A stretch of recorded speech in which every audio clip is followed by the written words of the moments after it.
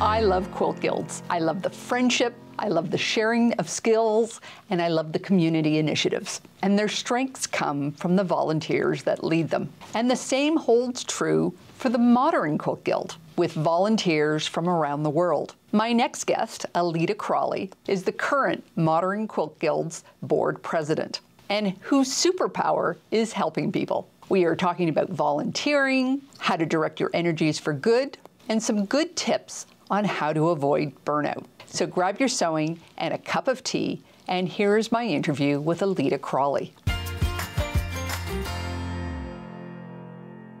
So thank you, Aleeda, for being on the show today. Whereabouts in the world are you coming to us from? I am in Maplewood, New Jersey, which is in northern New Jersey, about 30 minutes outside of New York City. And are you originally from that area? I am a native New Yorker, so I lived and grew up in New York City for most of my life. And this is the second longest place I've ever lived. But I went to college in New York City. I grew up there. I never left my city. And one of the things that I loved about where I lived is that it's this little tiny town. So I get the benefits of knowing my neighbors and having a place to park every night. Once you've experienced alternate parking in New York City, you're just looking for a place to park and space for my dog when I moved out here. So, but 30 minutes meant that I could enjoy all of the cultural things that New York has to offer and still get home at a reasonable time. So I think of it as the best of both worlds. I enjoy working from home all the time, but I'm a people person. So I really do miss commuting to New York and being around my coworkers. Now, I read on your bio that helping people is your superpower. When did you realize you were different than other people? I don't know that I'm different from other people, but I have had a kind of a volunteer spirit since I was in my teens, going out helping register people to vote, being in the Big Sisters, Little Sisters program, mentoring. My parents have always reminded me that I am very lucky to have the things that I have. Do I have everything I want? No, but I have a lot. And they always reminded me, when you think you don't have something, you should really think about the people who have less than what you have. And in that, it means that because I am blessed and gifted with those things, then I have a responsibility to share that somehow.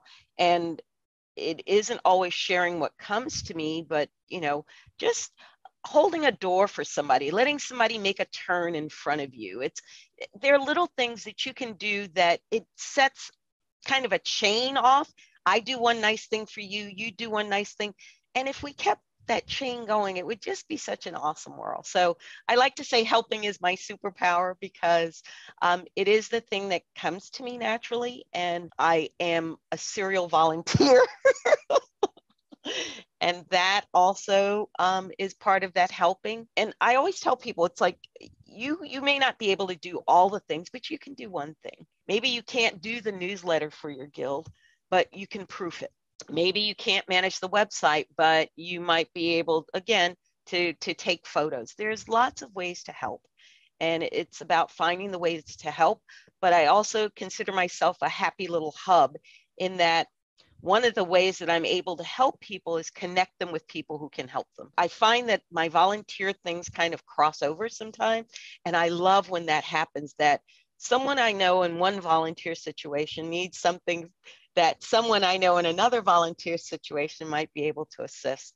And so I'm always looking for those ways I like to connect people with ideas and people and just kind of be the happy little hub.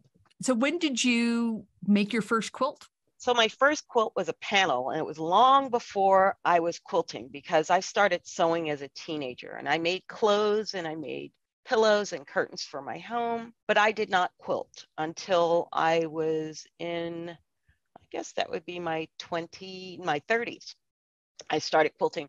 Well, we had sewists in our family. We did not have quilters, except my father's mother made quilts, but she made quilts that were strictly functional. So in my father's house, the heat came from a stove, a wood stove. And so quilts were a necessity. And this is in Mississippi, where I thought, well, what would you possibly need a quilt for in Mississippi? But the nights can get cold. And so my grandmother made quilts. And I was telling somebody, I said, the last time I saw my grandmother, she gave me, and she's been gone now, maybe 20 years. She gave me a quilt, which my partner and I call the dead body. This quilt is not lightweight. And we call it the dead body because it is so heavy that if you are sleeping and you think you have to go to the bathroom, you better start like 5 minutes ahead of time pushing this thing off of you. But I will tell you that in 2012, when Sandy came through here and we had no heat and no electricity for 9 days, we were able to get under that quilt and stay warm the whole time. But she would have all kinds of fabrics in there and things that we wouldn't necessarily use for batting were in there and still are in there. And the dead body is still with me. It gets folded up and unfolded each year. We don't have to use it that often, but I have it there when I need it. So my first quilt was a panel that I simply did a pillowcase stitch, which I didn't know that's what it was called. And I don't even know that I quilted the thing. The panel had squares in it, like we'll say 12 squares. And I basically just sewed around.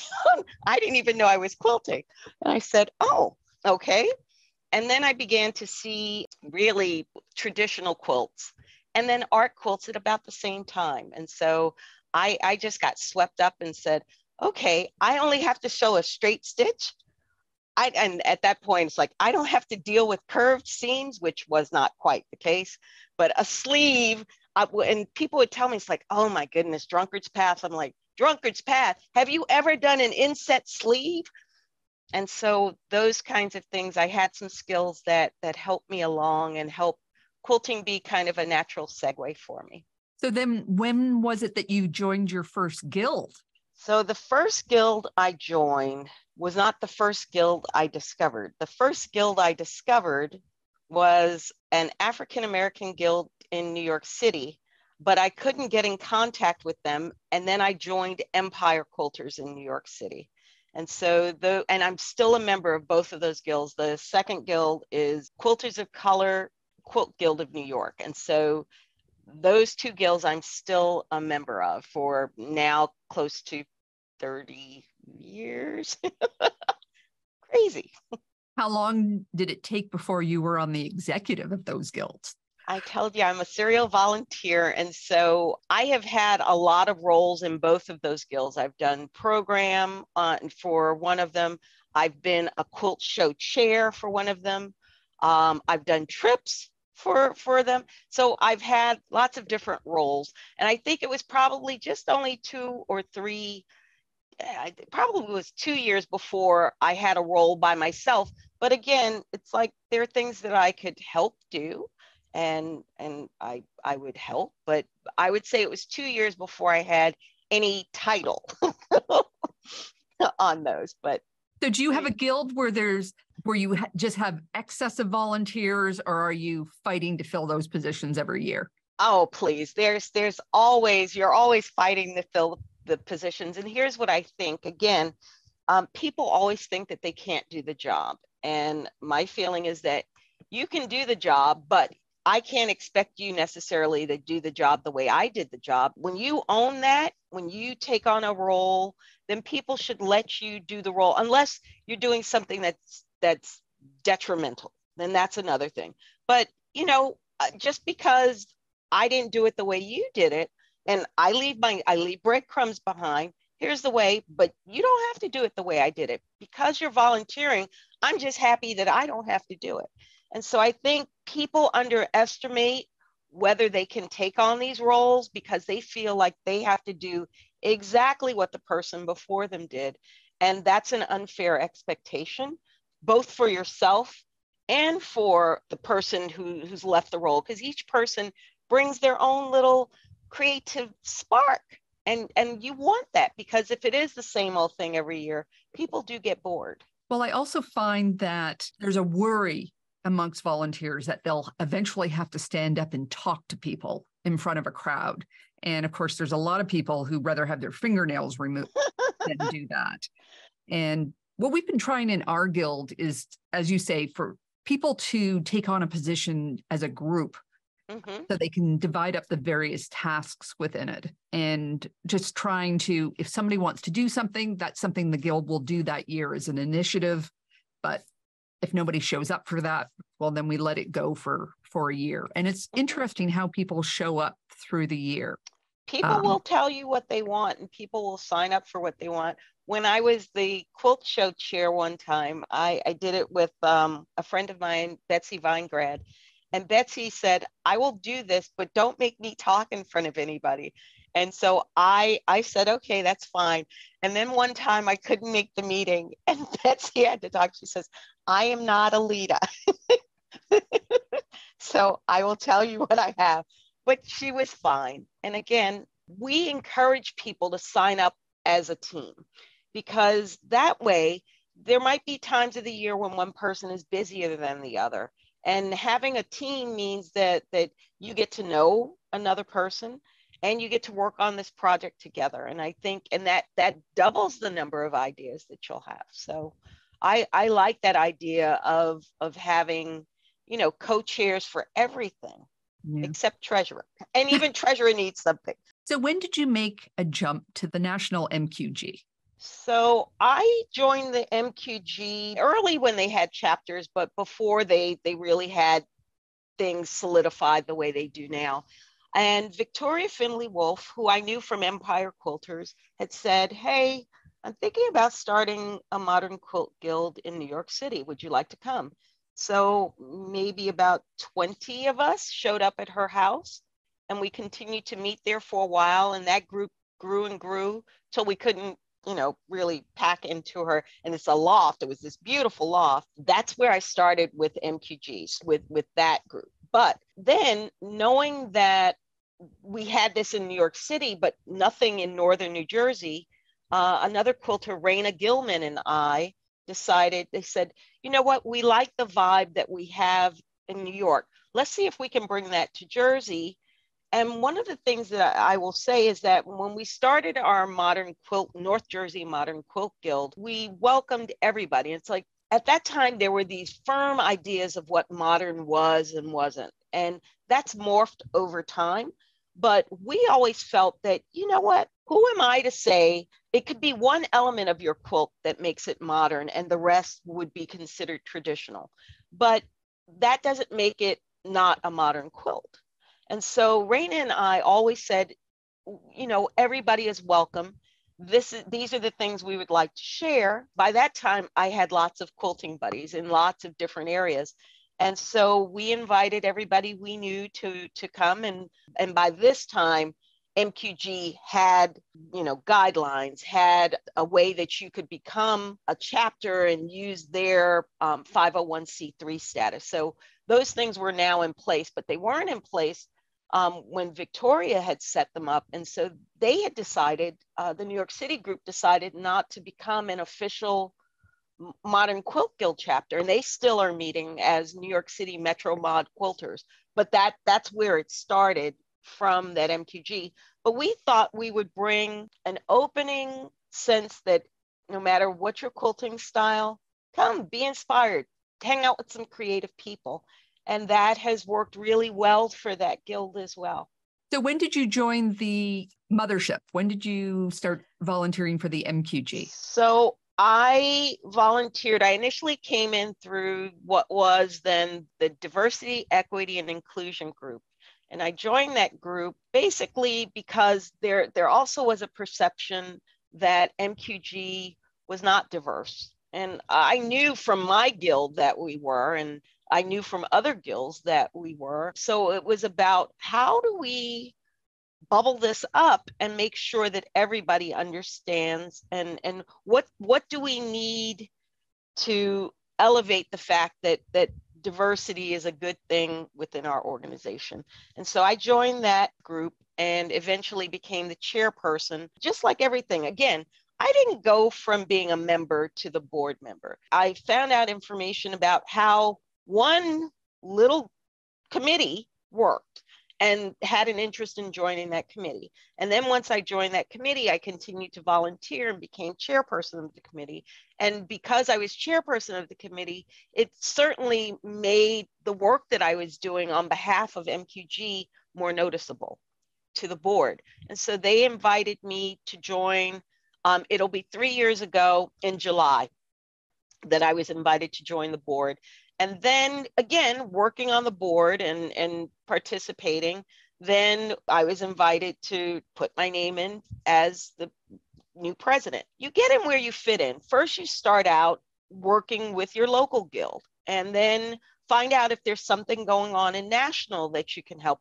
And there might be something an idea that you have. The guild works because so many people are contributing, not just me. There's so many people contributing their talents and their skills, and not say that you can't do something. You'd be surprised what you can do.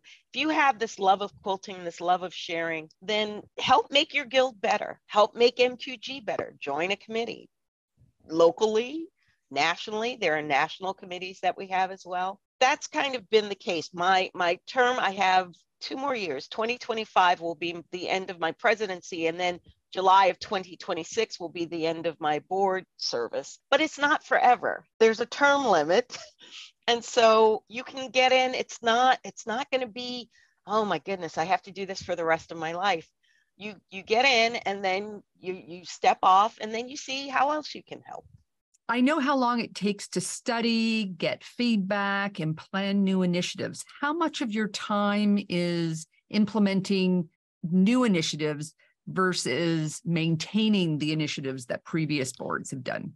So I'll give you an example. When I joined the DEI, which is now called IDEA, which is Inclusion, Diversity, Equity, and Access. So we call it IDEA. When I joined IDEA, we didn't have a grievance policy for MQG. It took us over a year to build that and to build the process so that if somebody felt, they had a grievance, that they could submit it.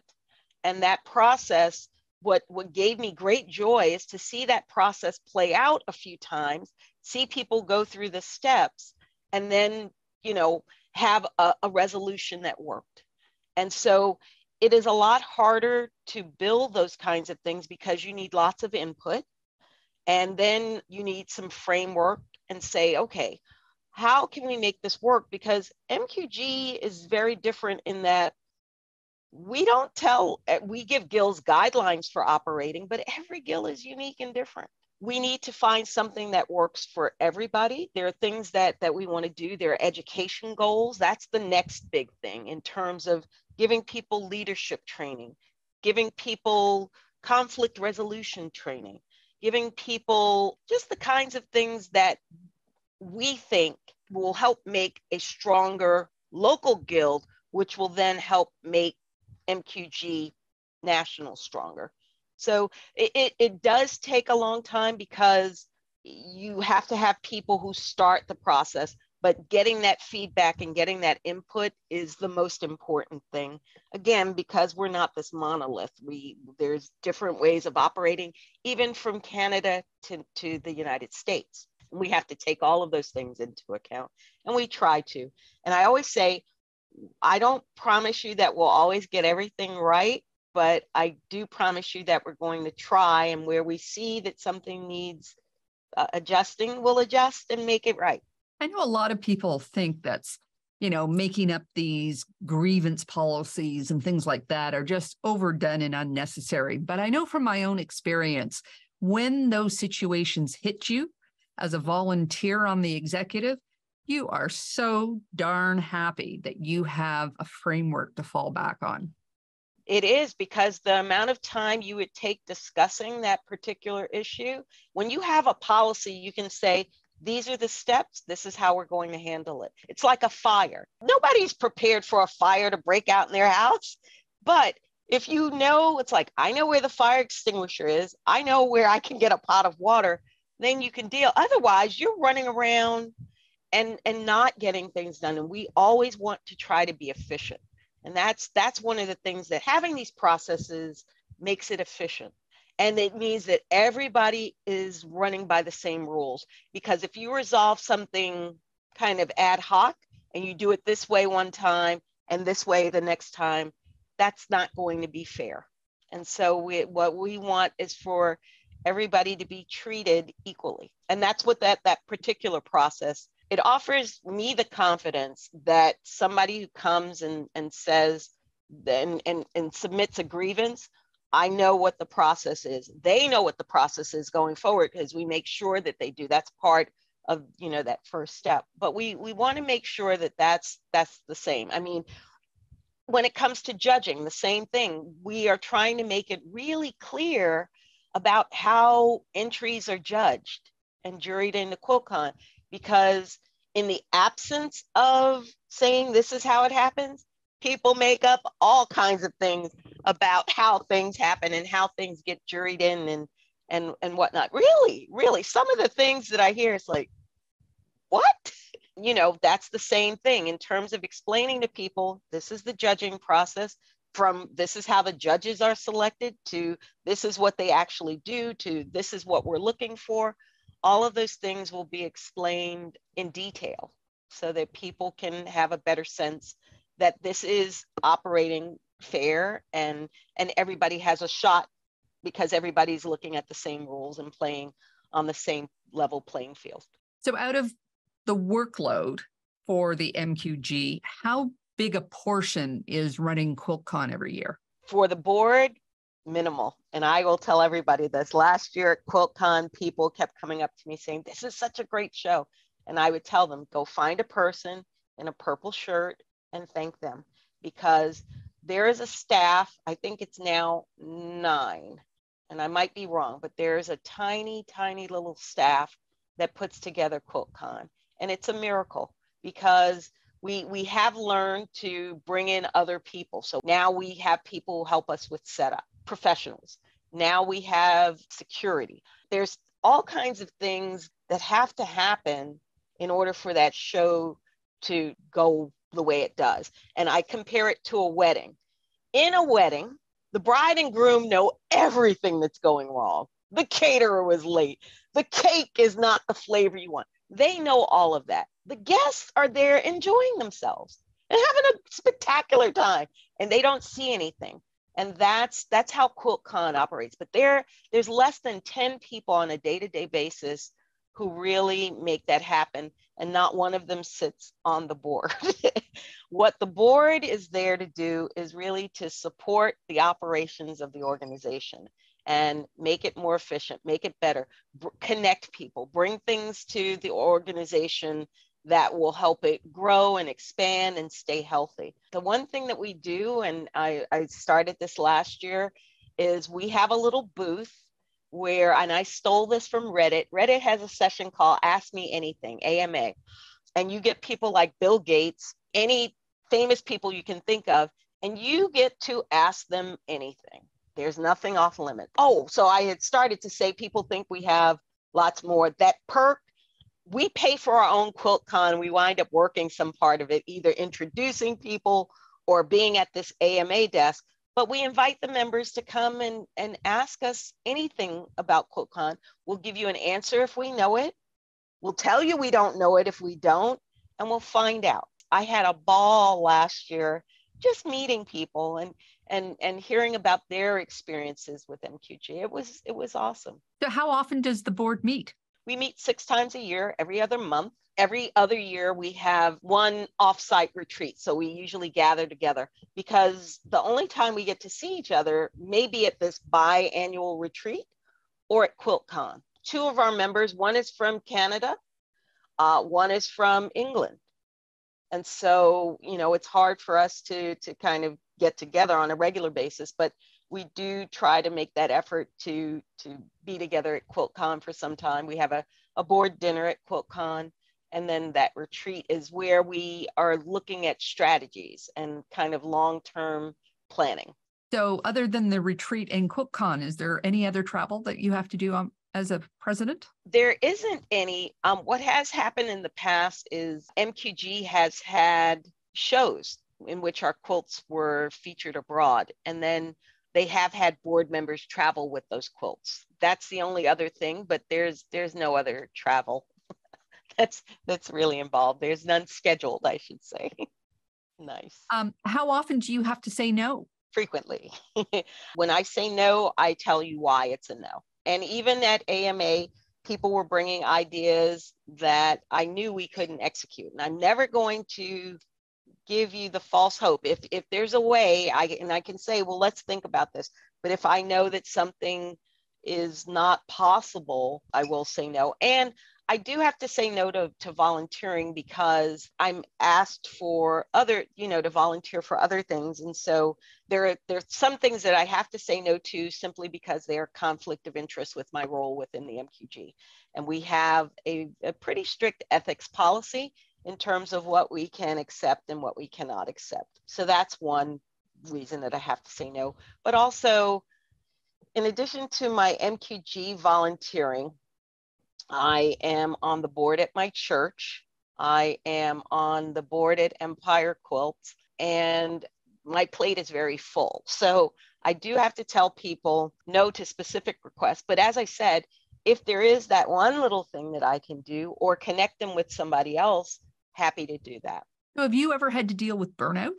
No, not me personally, because I do pace myself. So the levels of volunteering generally vary. So if I know, it's like, you know what, I know that I cannot do X, and I'll figure out a way. It's like, I can't do X, but I can do this. My thing is that there's always something that I can do, but I may not be able to do the thing that you originally asked me to do.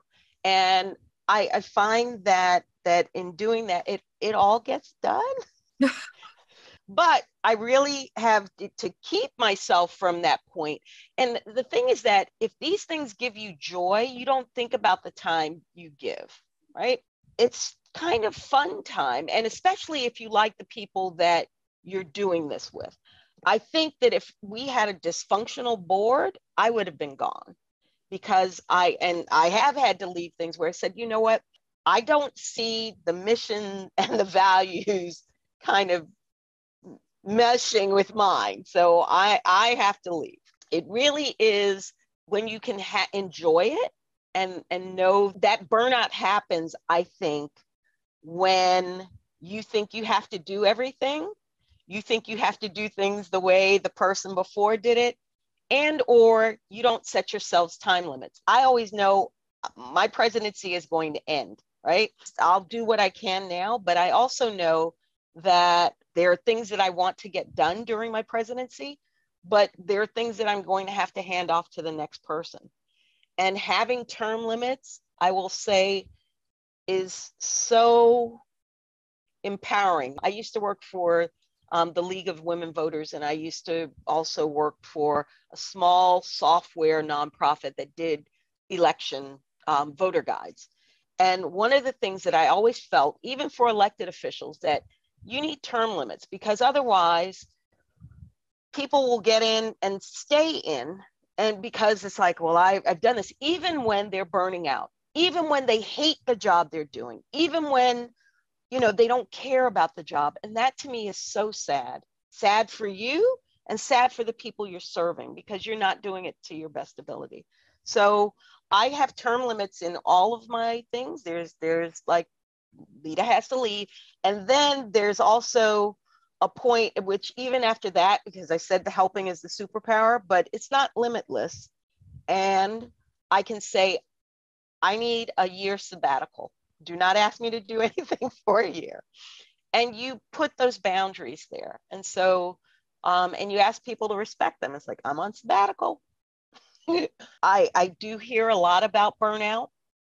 And again, I am a part of one guild that has, and we call ourselves a guild, but we have no officers. We just get together.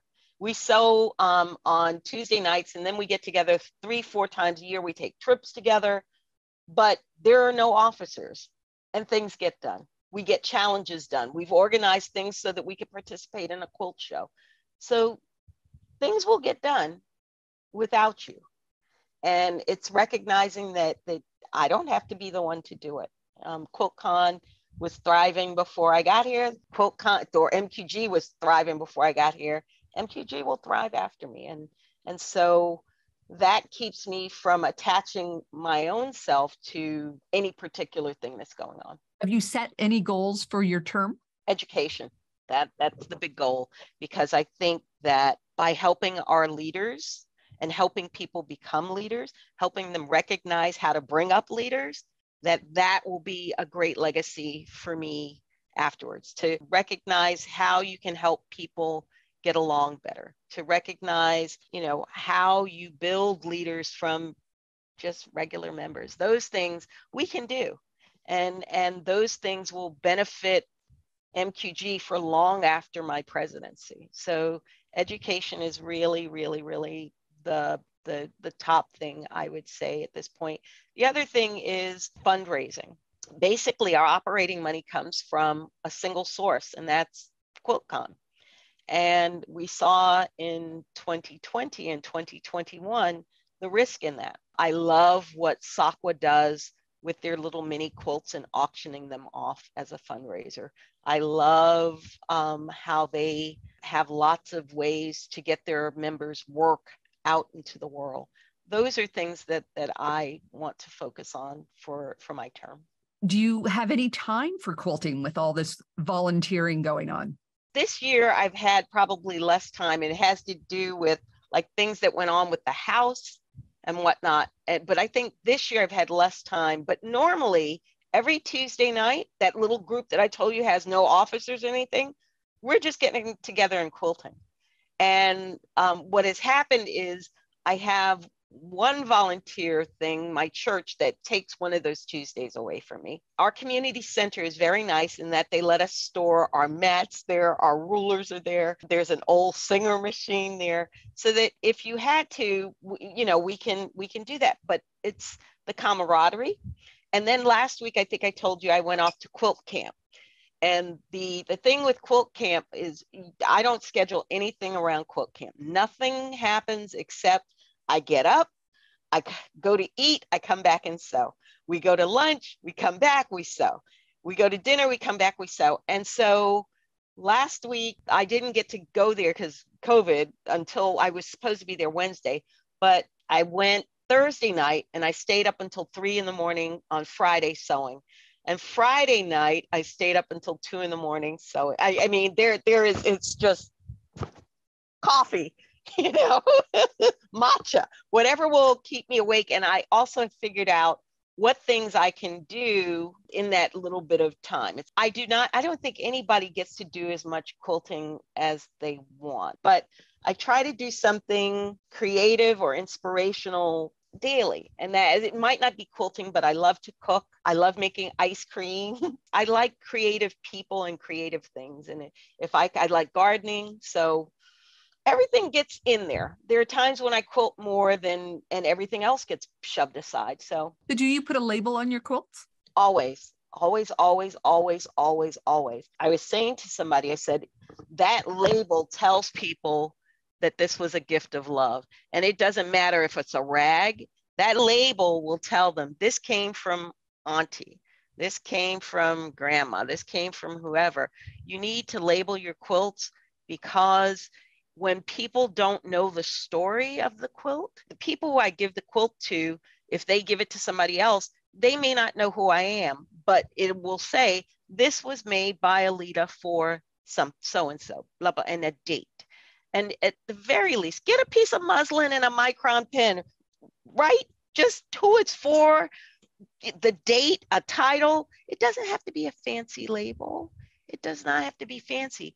But I think by doing that, we are honoring all the time that if you've put all those hours into that quilt, take some credit, make a label. The label is always done before I finish the quilt, so that when I get to that point, the last thing is the hand sewing of the label on there. If people want to get a hold of you, how do they get a hold of you? I can be found on Instagram. I am Aleeda C on Instagram. You can get a hold of me on Facebook, but I will tell you that one of the ways I took some of my time back is I deleted the Facebook app, which means that if I want to see Facebook, I have to go and put it in as a regular page, facebook.com. My family photos will come to me and say, and I have 3 granddaughters. And so I am behind in seeing their pictures because that's where they live. And so I do get a notification that says, hey, family has been updated, and I will go there and check, but I don't spend a lot of time on Facebook because I found that unless you have a timer, you'll sit there and it's going, and that's time I could be sewing or cooking or gardening. So Instagram, Aleeda C. You can email me at Aleeda at the Modern Quilt Guild, ALEEDA at themodernquiltguild.com. You can come see me at Quiltcon at the Ask Me Anything. I love to connect with members because I think that's who we as board members are doing this for. So it's lovely. Well, thank you so much for your time and for being on the show. You've answered so many questions, and I hope to see you at Quiltcon next year. I am looking forward to it, Karen. It is such a treat when you get to meet the people who inspire you and who make you smile and make you happy to be a quilter. So thank you for all you do, and thank you for putting some joy out there into the world. Thank you.